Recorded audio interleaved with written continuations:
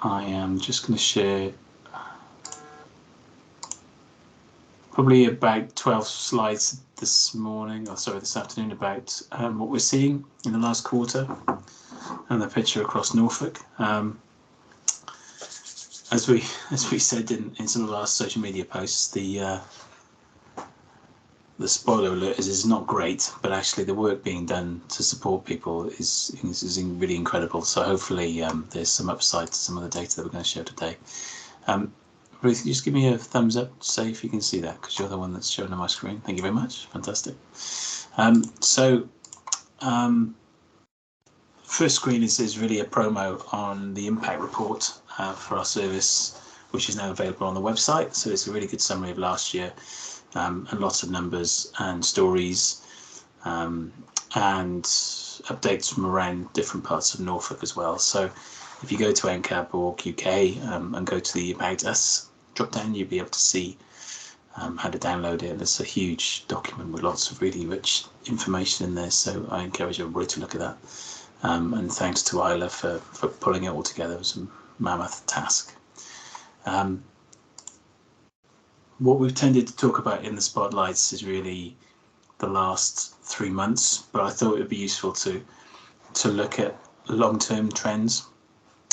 So we've got a set of data in front of you here, which looks at our main issues within the services, and dating back to April 2020, which obviously is where you start seeing a lot of disturbance in the service due to COVID.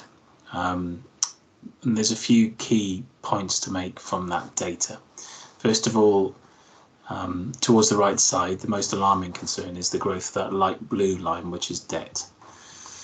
Now, debt is growing back up to the highest levels that we saw since 2008, sort of pre-COVID period. And that's quite significant because our service hasn't grown back up to the pre-COVID periods yet, so the capacity isn't in the system. Yet the demand is already equaling sort of 15-year highs on debt. And you can see the trajectory of that is increasing quite significantly, quite quickly as well, particularly in this financial year.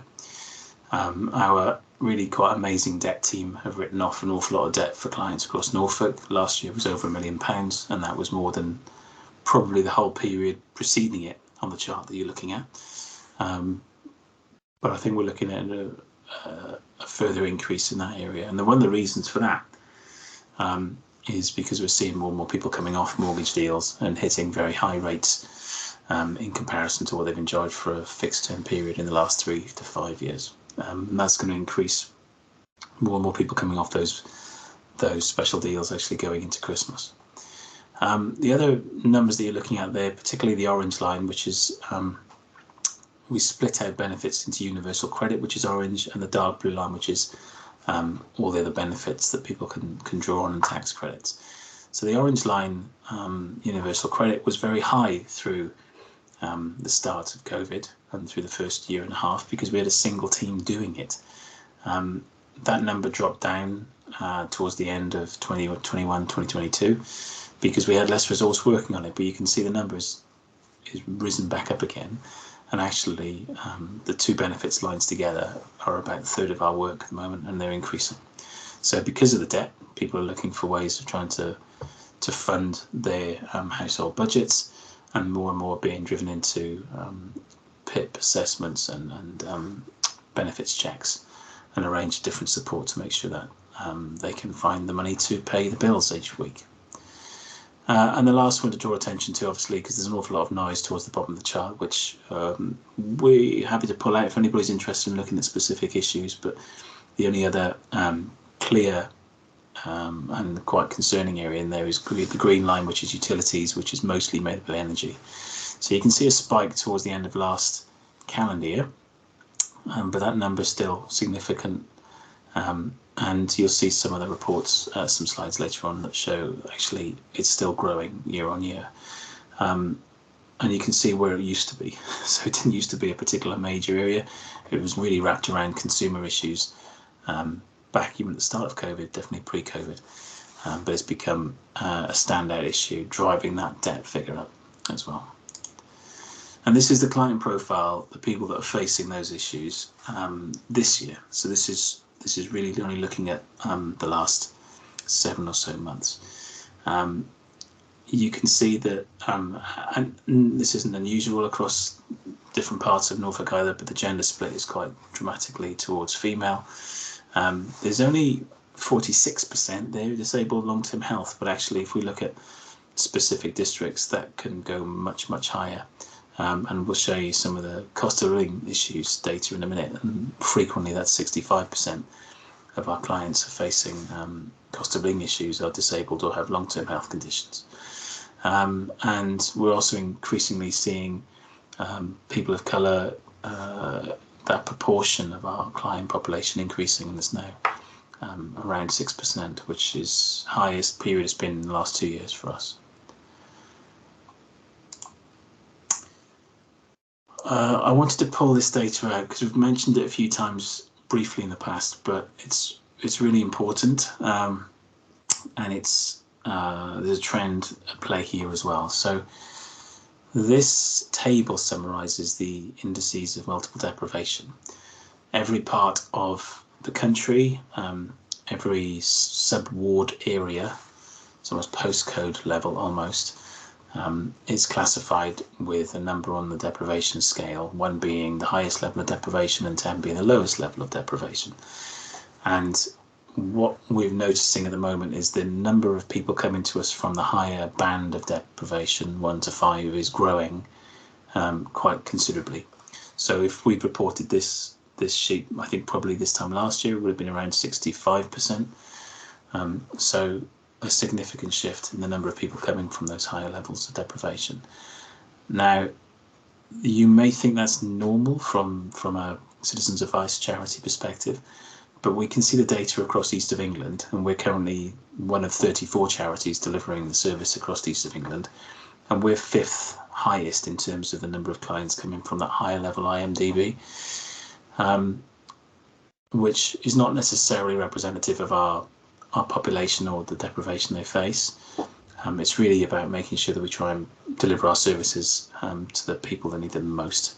And so I'm really quite proud of the work that everybody's doing there, particularly given that there's 30% of the client base coming from the top 2 bands, who are the most excluded from different services, particularly health, in the country.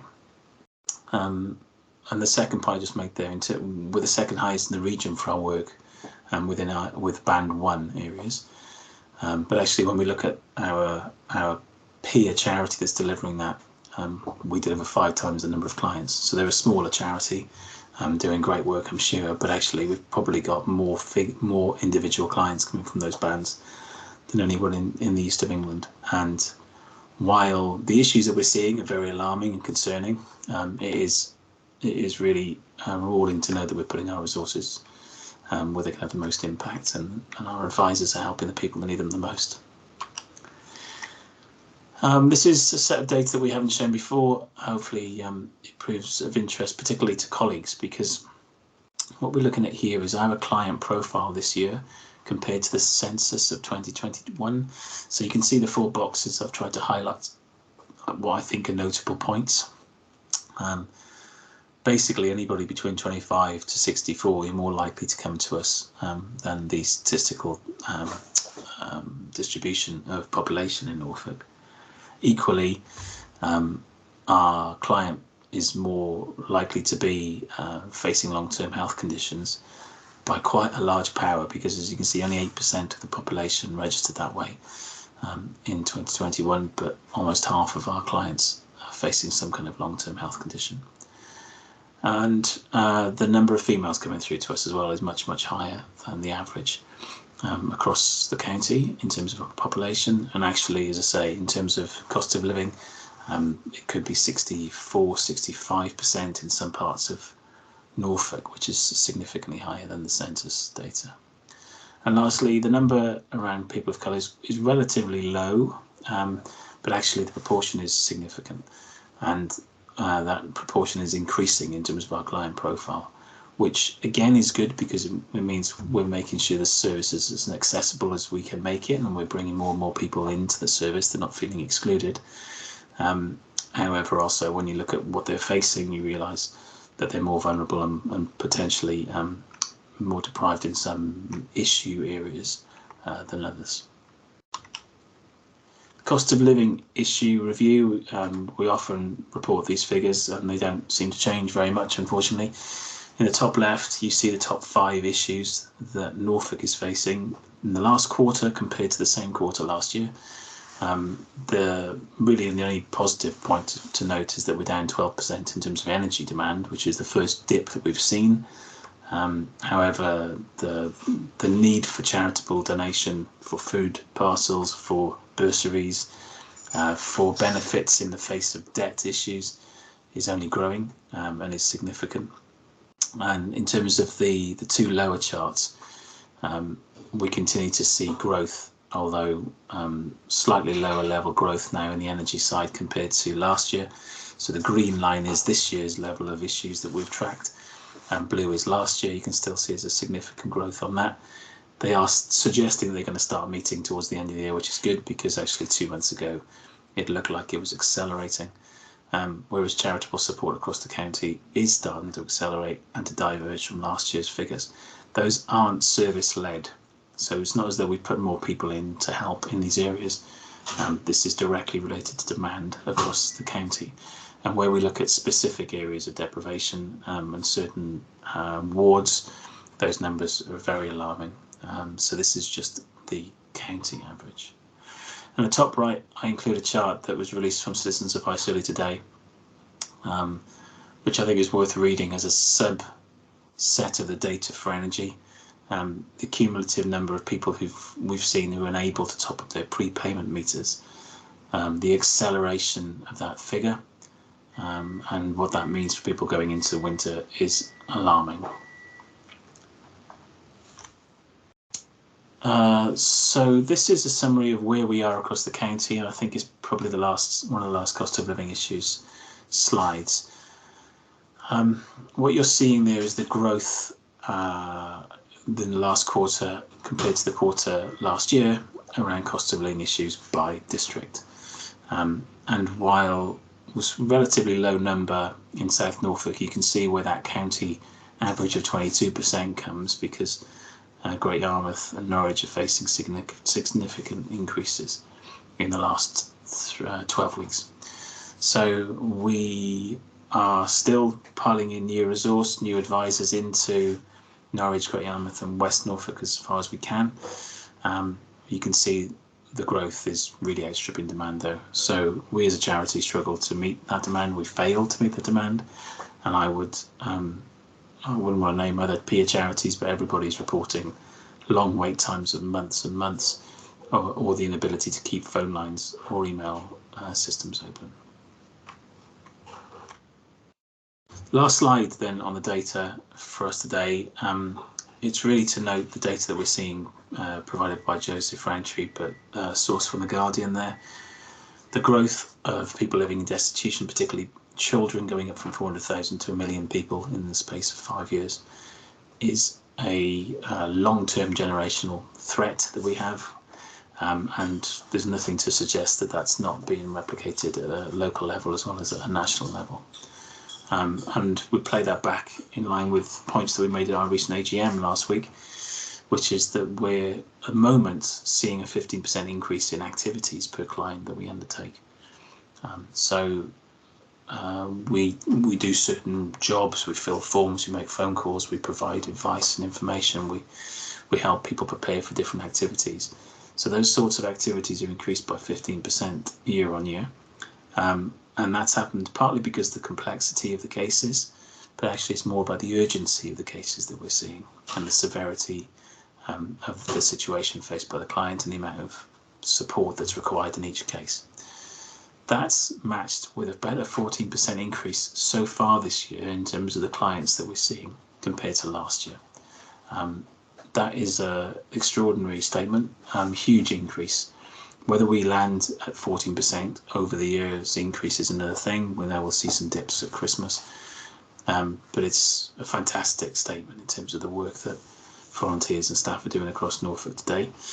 And we acknowledge that they need to get more support to do that as well. We need more and more volunteers to come in and help, and we need to make sure that we're making it as easy as we can for them to do their jobs every day, helping people across Norfolk.